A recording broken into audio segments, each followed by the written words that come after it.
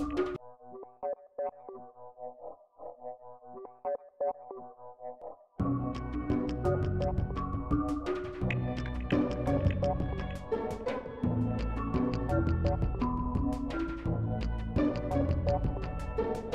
une école maternelle de 8 classes.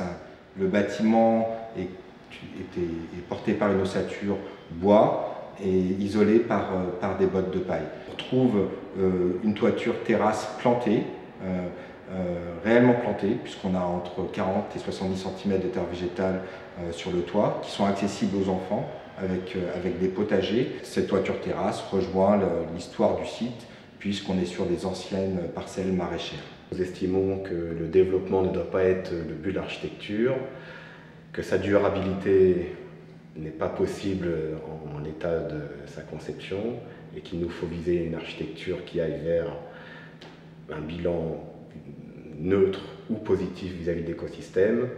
Et si on doit se fixer un horizon, même très lointain, on espère pouvoir avoir un jour une architecture régénérative. Pour nous, architectes de service public, la notion essentielle, c'est d'avoir intégré l'écologie comme un élément qui rend réelle la notion d'intérêt général. Le montage qui a rendu possible le fait d'avoir un bâtiment en paille, éco-construit, qui est tourné vers le soleil pour l'apport direct en énergie, a été rendu possible par le fait d'une fabrication interne, ce qui nous a permis d'organiser très tôt dans la conception l'ouverture à la participation citoyenne et aussi l'idée que ces techniques étaient des techniques d'avenir qu'il fallait inaugurer puis partager. Afin de mobiliser les habitants,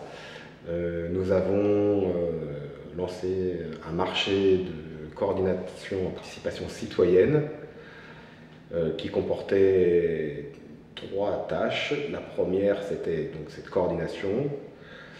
L'autre, c'était la capacité d'encadrer des enfants pour faire des mosaïques, ce qui a été fait par 400 enfants en conception, réalisation et pose sur le chantier.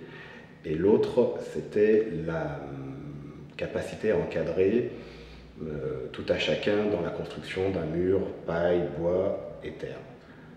Cela a été complété par un suivi en dessin par un dessinateur qui nous a permis de rendre à la population sous forme de dessin leur action et de faire une exposition lors de l'inauguration de l'école. En fait, la participation, on va dire qu'elle marche aussi dans l'autre sens. C'est les BET qui ont participé à la construction et les entreprises qui ont participé à la construction. On a inséré dans leur marché des clauses de formation et elles sont venues rendre leur savoir-faire au territoire. Et donc, pour imaginer d'autres projets où on aurait encore plus de participants avec un savoir engrangé lors de cette opération. C'est un projet qui a été soumis, comme le mode de production l'impose aujourd'hui, il y a des temps très très courts, on est sur 10 mois de chantier, ce qui nous permet d'intégrer la participation citoyenne ou la participation via le SEMI, donc cet institut de formation, et donc c'est de retrouver du temps long en dehors de ce temps de projet de production qui est lié au marché et au contexte libéral, on va dire, du bâti.